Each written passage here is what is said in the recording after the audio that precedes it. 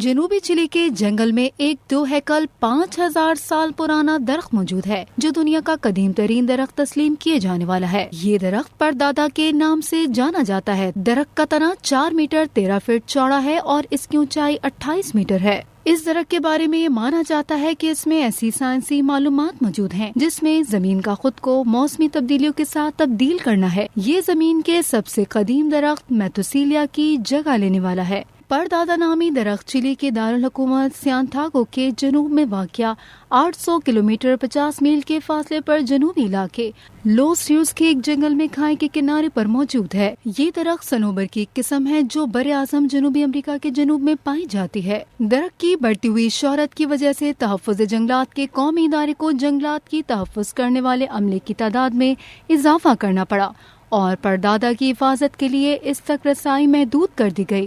اس کے برعکس میتھوسیلیا کا درست مقام خفیہ رکھا گیا ہے۔